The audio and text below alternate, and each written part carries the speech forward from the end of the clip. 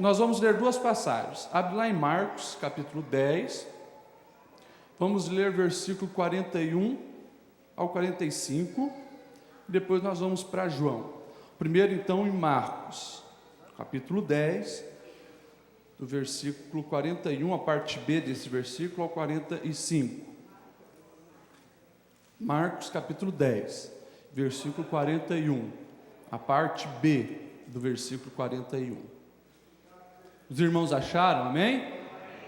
Diz assim: vocês sabem que aqueles que são considerados governantes das nações as dominam, e as pessoas importantes exercem poder sobre elas. Não será assim entre vocês, ao contrário, quem quiser tornar-se importante entre vocês deverá ser servo, e quem quiser ser o primeiro deverá ser escravo de todos, pois nem mesmo o Filho do Homem veio para ser servido, mas para servir e dar a sua vida em resgate por muitos. Amém? Agora vamos abrir em João, capítulo 13, João capítulo 13, do versículo 1 em diante. João 13. João 13, do versículo 1 em diante, que diz assim: um pouco antes da festa da Páscoa, sabendo Jesus que havia chegado o tempo em que deixaria este mundo e iria para o Pai, tendo amado os seus que estavam no mundo, amou-os até o fim. Estava sendo servido o jantar, e o diabo já havia induzido Judas Iscariotes, filho de Simão, a trair Jesus. Jesus sabia que o Pai havia colocado todas as coisas debaixo do seu poder, e que viera de Deus e estava voltando para Deus. Assim, levantou-se da mesa, tirou sua capa, colocou uma toalha em volta da cintura. Depois disso, derramou água numa bacia e começou a lavar os pés dos seus discípulos, enxugando-os com a toalha que estava em sua cintura. Chegou-se a Simão Pedro, que lhe disse: Senhor, vai lavar os meus pés? Respondeu Jesus: você não compreende agora o que eu estou fazendo, mais tarde, porém, entenderá. Disse Pedro: não, nunca lavará os meus pés. Jesus respondeu: se eu não os lavar, você não terá parte comigo. Respondeu Pedro então: Senhor, não apenas os pés, mas também as minhas mãos, minha cabeça. E Jesus diz: quem já se banhou precisa apenas lavar os pés, todo o seu corpo está limpo. Vocês estão limpos, mas nem todos, pois ele sabia quem iria traí-lo, e por isso disse que nem todos estavam limpos. Quando terminou de lavar-lhe os pés, Jesus tornou a vestir a sua capa e voltou ao seu lugar. Então lhes perguntou: vocês entendem o que eu lhes fiz? Vocês me chamam mestre e senhor, com razão, pois eu sou. Pois bem, se eu, sendo mestre e senhor de vocês, lavei-lhe os pés, vocês também devem lavar os pés uns dos outros. Eu lhes dei o exemplo, para que vocês façam como eu lhe fiz. Digo-lhes verdadeiramente que nenhum escravo é maior do que o seu senhor, como também nenhum mensageiro é maior do que aquele que o enviou. Agora que vocês sabem essas verdades, felizes serão se as praticardes. Amém? Que ele está sentado, meu irmão. Esse é um assunto que não podia ficar fora dessa série, né, que a gente precisa reaprender. E eu lembro, irmão, todos vocês, que eu não estou aqui como alguém que já atingiu um nível máximo de sabedoria. Pelo contrário, todas essas mensagens são pregadas para mim primeiro, porque eu preciso reaprender muitas coisas, inclusive quando nós falamos de serviço. E essa é uma atitude e uma expressão que está fora de moda. No mundo hedonista que nós vivemos, irmãos, você servir não é algo legal, não é algo que as pessoas veem como uma coisa boa de se fazer. Pelo contrário, nós temos visto que até infelizmente dentro da igreja, o servir como Jesus nos ensinou não é mais moda.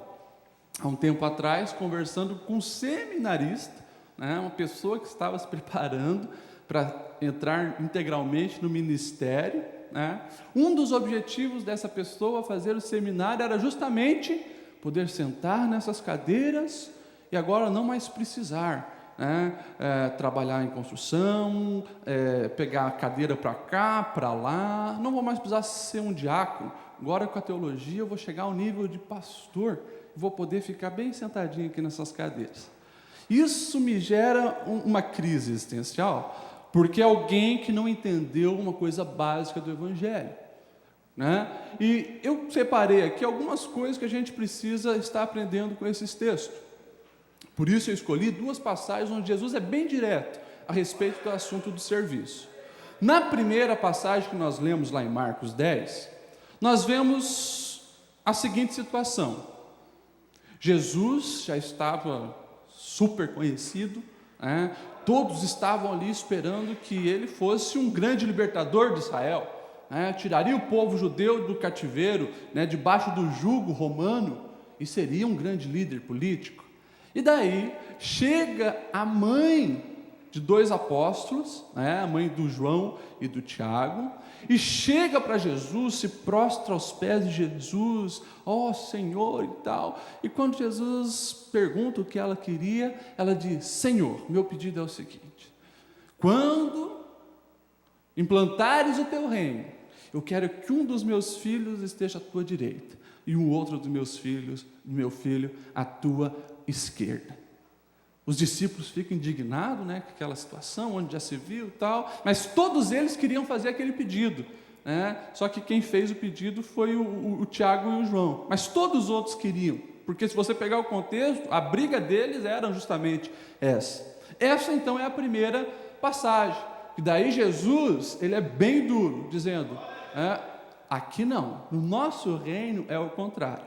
Se você quer ser o maior, você tem que servir, né? Se você quer ser o primeiro, você tem que se tornar escravo de todos. E a segunda passagem, que é muito famosa, famosa passagem dos lava-pés, que a gente conhece muito bem os rituais, já expliquei uma vez para os irmãos. Toda casa de classe média alta, na cultura israelita, tinha os seus escravos. E uma da função dos escravos, e se a casa tinha mais que um escravo, era sempre o escravo menor.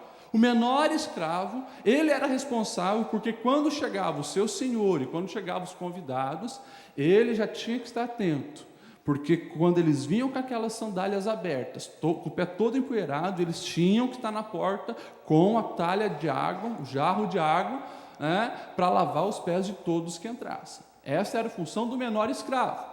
E daí o contexto diz que ali era a última ceia, o último jantar, o último grande momento de comunhão com os discípulos, e todos entraram na casa, todos sentaram na mesa, o jantar pronto para ser servido, mas como os discípulos, nenhum queria ser o menor, ninguém lavou os pés, ninguém lavou os pés de ninguém. Quem queria agora se colocar na posição do menorzinho entre eles para lavar os pés?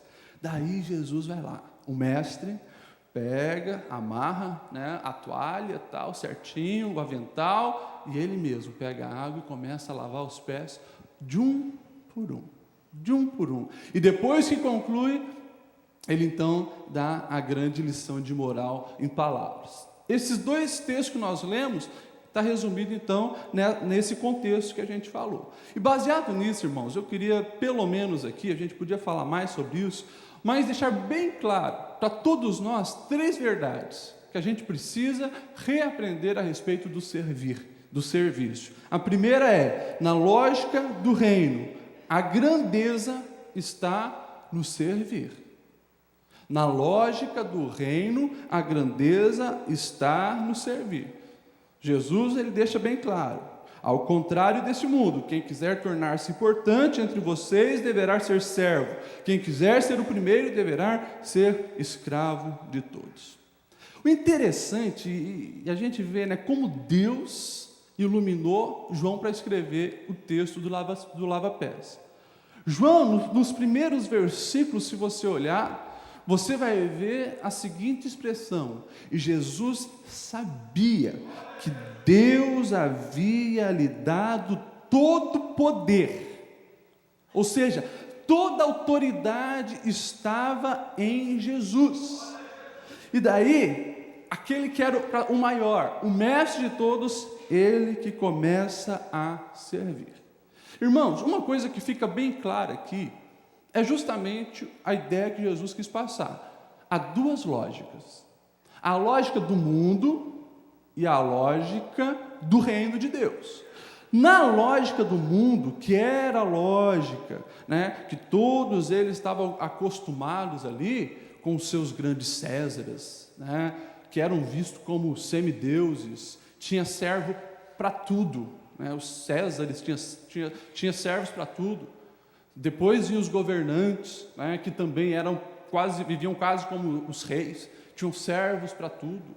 Depois, até no sistema religioso da época, os rabinos que tinham os seus talmidinhos, seus discípulos que faziam tudo por ele, os próprios sacerdotes que tinham também os seus servos. Ou seja, era normal, naquela época, como ainda é hoje, a lógica do mundo, a lógica secular, o maior, aquele que é o líder, aquele que é o mestre, aquele que é o Senhor, ele não precisa servir, ele, pelo contrário, é servido. E Jesus, então, ele quebra todo esse paradigma, quebra todo o paradigma da sua época ao servir e de deixar bem claro: olha, quem entre nós, contrariando o mundo, quiser ser o maior, vai ser o menor. E eu digo mais: se vocês estão chocados porque viram eu fazendo isso, eu quero dizer uma coisa só: se vocês querem ser meus seguidores, vocês que me chamam de mestre, vocês que me chamam de Senhor, viram eu fazer isso, vocês precisam fazer o mesmo. Eu dei o exemplo para que vocês vão e façam. E a pergunta de hoje, a pergunta que nós precisamos fazer para a nossa vida hoje, que todos os cristãos durante a história precisavam ter feito, é justamente essa: a qual lógica eu quero servir? Eu quero respeitar e obedecer qual lógica? A lógica do mundo ou a lógica de Cristo? Lembrando, meus irmãos, que no mundo hedonista que nós vivemos, onde todos buscam o seu próprio prazer, a lógica do reino não dá ibope. A lógica do reino não dá ibope. Raramente você vai ser admirado, raramente você vai ser aplaudido, raramente você vai ser reconhecido se você decidir servir como Cristo decidiu servir. Qual lógica você está disposto a obedecer? E isso, claro, é vida cristã, porque a lógica do reino dá ibope no reino. Deus aplaude, Deus valoriza, Deus gosta, mas nós estamos dispostos a receber o aplauso de quem? Da terra ou dos céus? São coisas que nós precisamos responder. E hoje ainda, isso aqui é algo tão chocante quanto era na época. Pela reação do Pedrão, do Pedro, você vê como era algo assustador. Quando Jesus foi lavando os pés de um por um, chegou no Pedro, ele disse: de maneira nenhuma o Senhor vai lavar os meus pés. E daí Jesus foi bem claro: se eu não lavar, você não tem parte comigo. Daí Pedro já queria tomar um banho. Jesus, lava então minhas mãos, lava minha cabeça. Jesus diz: não precisa. Quem já está limpo não precisa. Mas Pedro se chocou porque essa era a lógica de toda a época. E eu louvo a Deus porque os discípulos, a partir desse exemplo de Cristo e a partir da ressurreição de Jesus, eles entenderam e aprenderam isso. Antes deles entenderem todo o sentido do Evangelho, o que era esse reino de Deus, que não era aquele reino político que eles imaginavam, você vai ver o tempo todo eles brigando para ser o maior. Era o tempo todo: quem será que de nós é o maior? Quem é o maior? Quem é o maior? Depois, você vê que eles mudaram. Pelas cartas apostólicas, você vai ver todos eles iniciando as suas cartas. Paulo aos Romanos: eu, Paulo, servo de Cristo. Você vai ver Tiago: eu, Tiago, servo de Deus. Você vai ver Pedro, 2 Pedro, capítulo 1, versículo 1: eu, Pedro, servo e apóstolo de Cristo Jesus. Ou seja, eles entenderam que servir a Deus é estar em serviço para o que precisar, é se tornar escravo, é se tornar servo. Irmãos, a gente precisa entender um pouco mais sobre essa questão, porque ela é muito sutil, é muito sutil. Quando nós olhamos, para a questão dessa grandeza humana, sempre querendo o topo, sempre querendo o melhor, sempre querendo ser servido, que era a briga dos discípulos, mas é algo que está na nossa sociedade sempre. Começa desde cedo, A criança vai para a escola e o pai e a mamãe dizem: olha, você vai lá e procura a melhor cadeira, o melhor lugar para sentar é teu. Tem alguma coisa para acontecer, vai ser dado um brinde para as crianças, vai para você pegar o melhor. A gente sempre, tem sutilmente, em coisas imperceptíveis, essa lógica de sempre querer o melhor para nós e os outros, que fiquem com o resto. Começa isso desde a infância, desde de pequenininho, e é algo que vai penetrando em nós, na nossa mente, em nosso coração, a ponto de, quando nós chegamos na fase adulta, a gente só está pensando no próprio umbigo, e queremos que o mundo nos sirva. Por isso que hoje, eu tenho falado para os irmãos, que a loucura do mundo é a busca desenfreada pelo dinheiro, porque dinheiro vem acompanhado com poder. Se eu tenho dinheiro, eu posso mandar. Se eu tenho dinheiro, eu não preciso mais servir. É uma coisa muito sutil que está na nossa sociedade, a gente não se toca. Mas quando nós vamos na raiz disso, nós vemos que é algo diabólico. Você começa vendo o próprio Lúcifer. Não queria servir a Deus, pelo contrário, queria ser servido. Você vê daí lá no Éden, já a primeira influência dele na humanidade é jogando já um contra o outro. E você vê o Adão, não assumindo a culpa do pecado, mas jogando para Eva, e a Eva jogando para a serpente. Ou seja, eu tenho que me dar bem, os outros que se lasquem.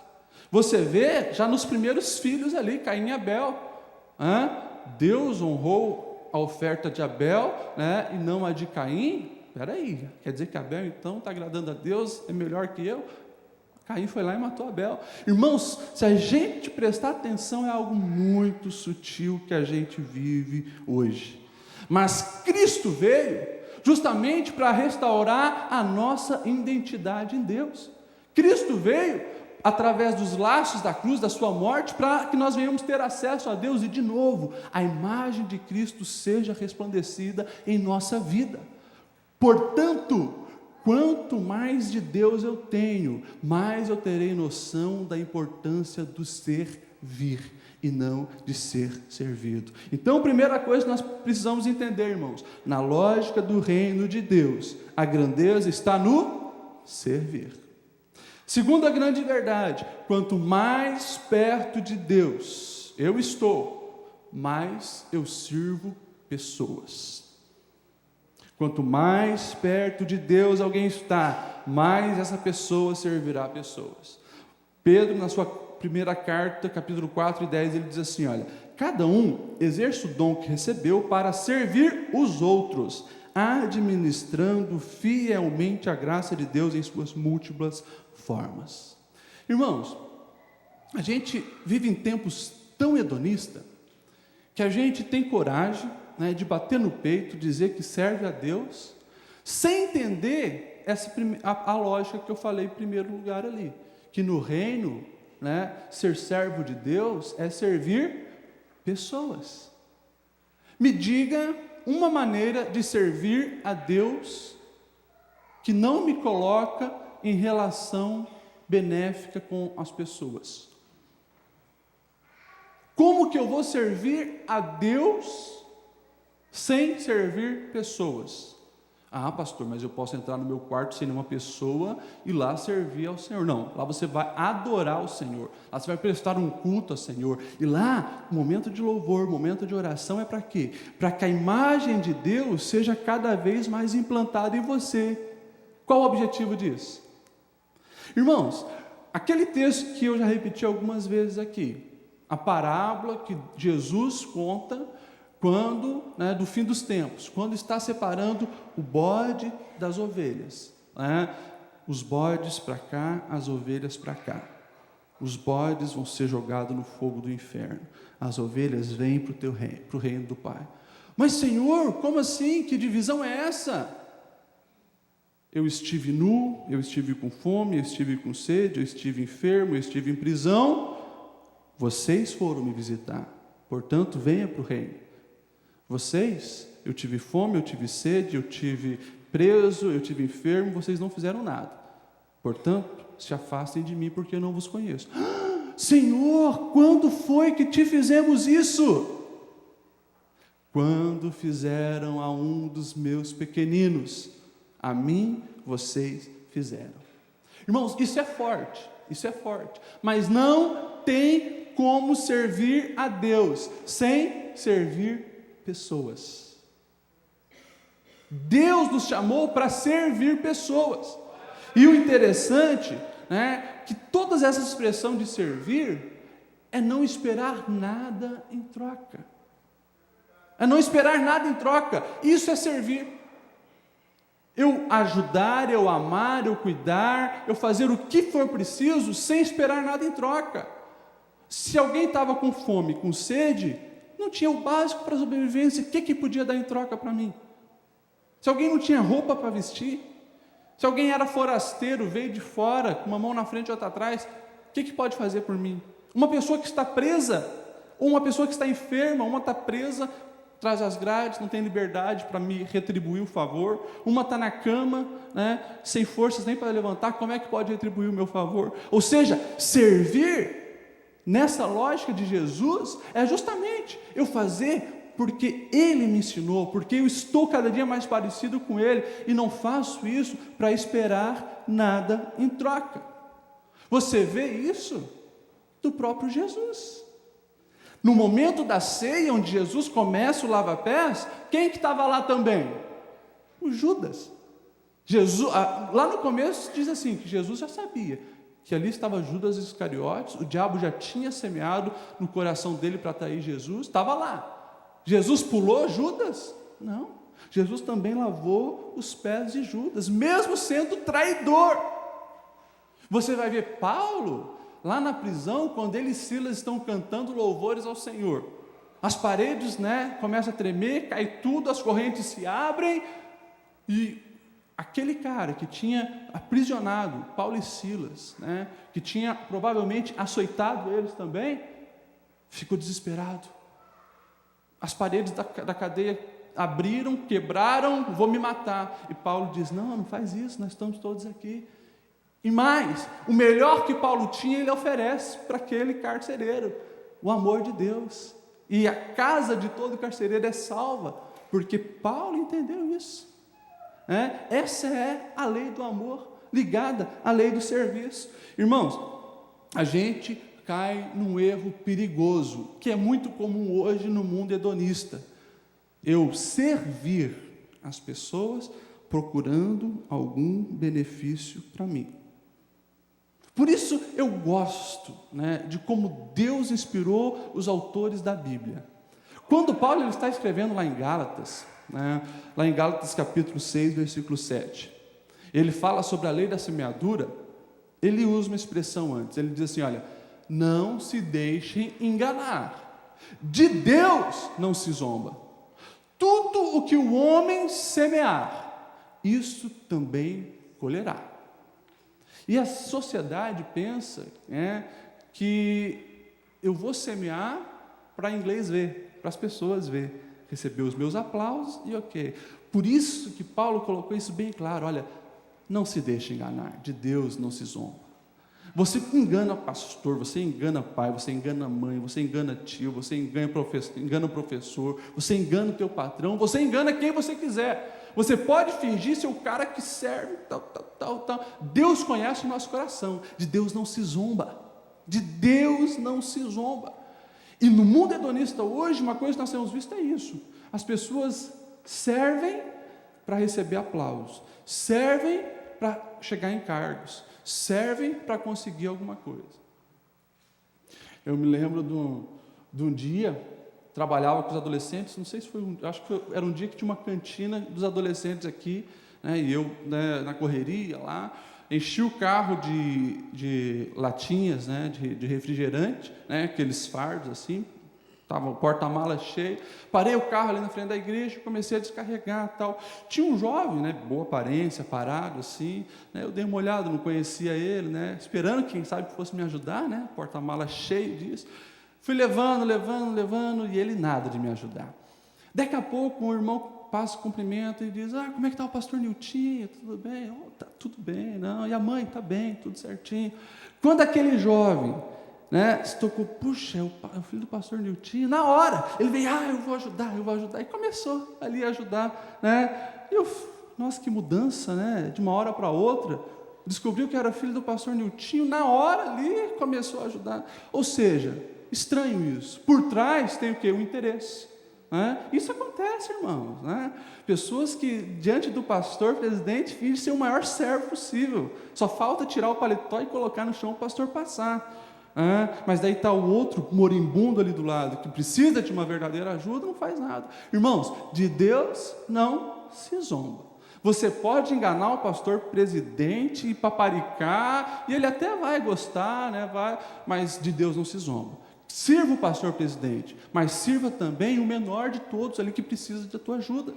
Irmãos, nós precisamos estar atento a essa lógica que o mundo tenta implantar em nossas vidas, a ponto de querer também servir com algum interesse. E a gente precisa ter muito cuidado com isso. Então, irmãos, não esqueça essa verdade. Quanto mais perto de Deus uma pessoa está, mais ela vai servir as outras pessoas, sem esperar nada em troca.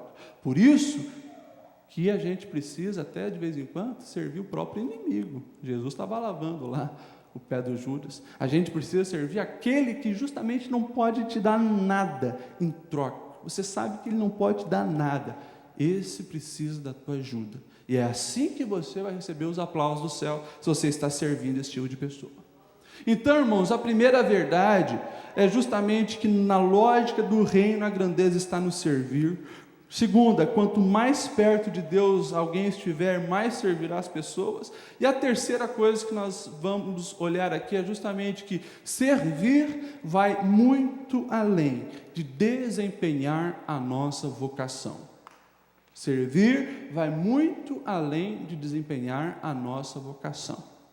E quando eu falo isso, é porque dentro das igrejas, né, alguns confundem as passagens e fazem doutrina baseada num texto apenas. Infelizmente, muitas heresias são criadas assim. Isola-se um texto de todo o contexto, né, e fala, está vendo? O que isso aqui diz?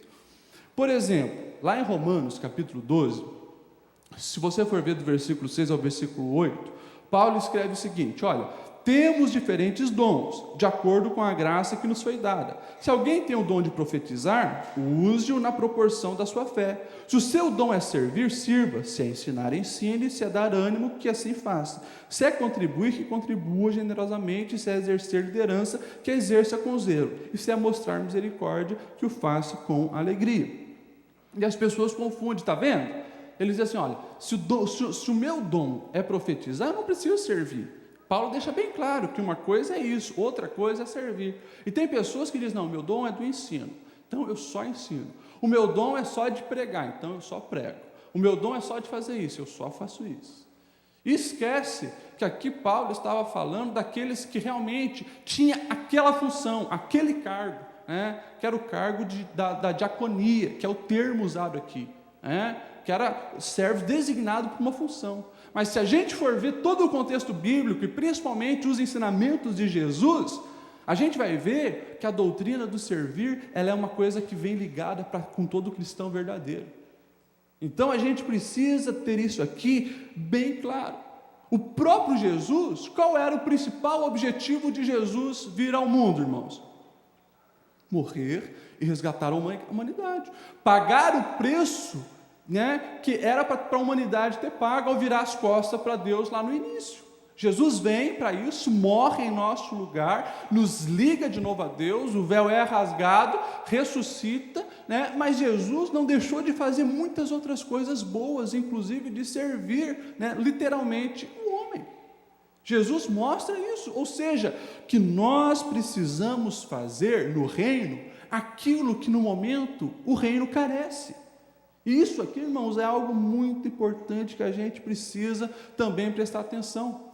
Porque se eu canto, né, se eu tenho uma boa voz, eu preciso cantar, eu preciso louvar a Deus, eu preciso levar a comunidade a adoração, mas eu também preciso entender que o dia em que eu chegar na igreja e o chão estiver sujo, né, e não teve ninguém ali para fazer e tal, eu preciso limpar.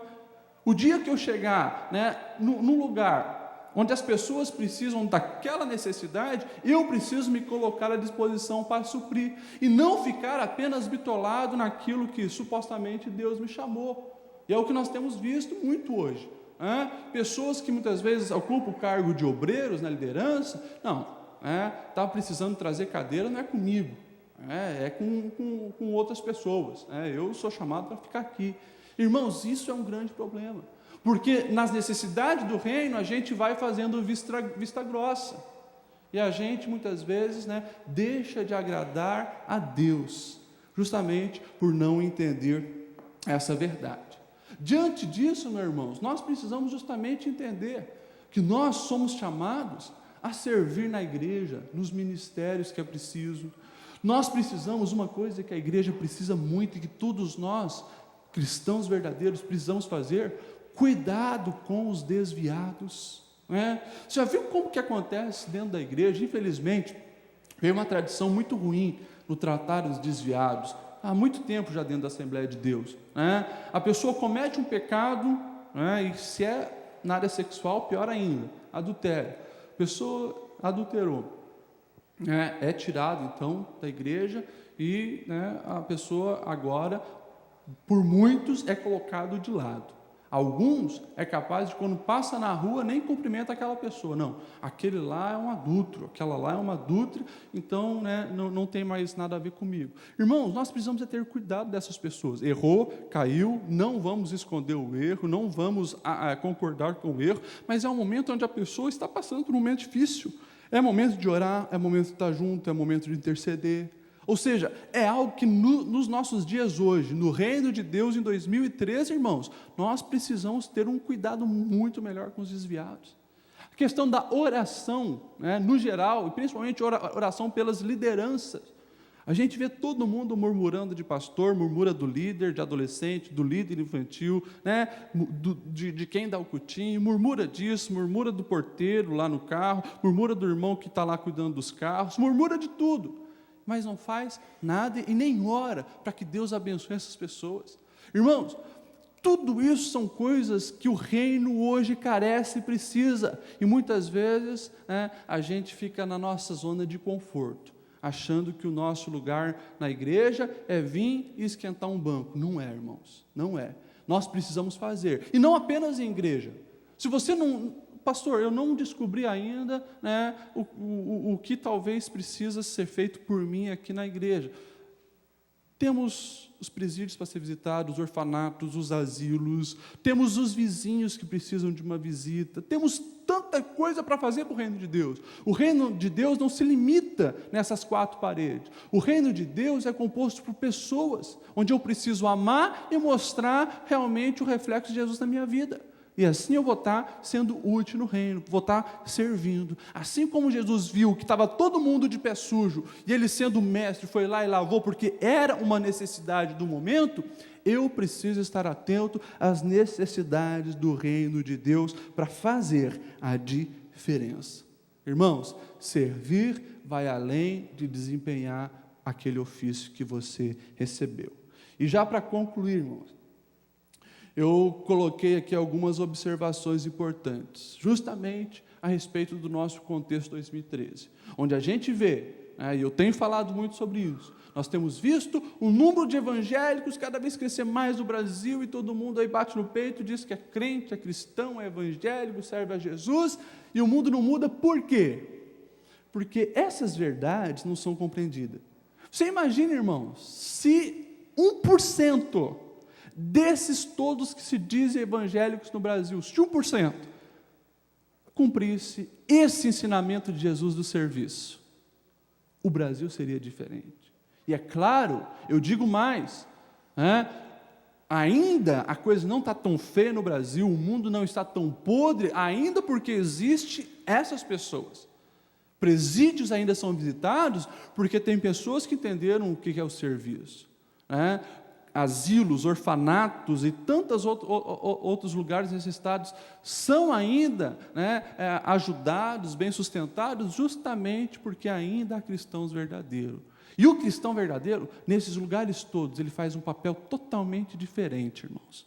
Porque lá na cadeia tem um carcereiro que é pago para estar lá cuidando, mas é uma relação totalmente diferente. Não tem o amor. Até no orfanato, muitas vezes tem psicólogo, tem enfermeiro, tem os cuidadores, né, que são guerreiros por estar lá ajudando, né, umas crianças no orfanato, os idosos lá no asilo, mas um cristão verdadeiro é que tem aquele amor, que faz por amor e não por receber nada em troca.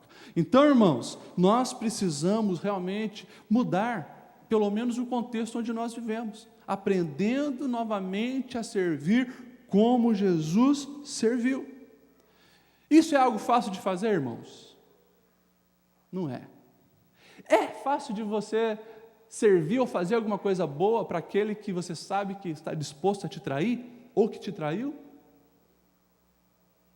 Irmã, aquela mulher que falou mal de você pelas costas e chega na tua cara, né, daquele sorriso amarelo, dizendo: ah, querida, que bom te ver, mas lá por trás ela te chamou de vaca para baixo, e você descobriu isso.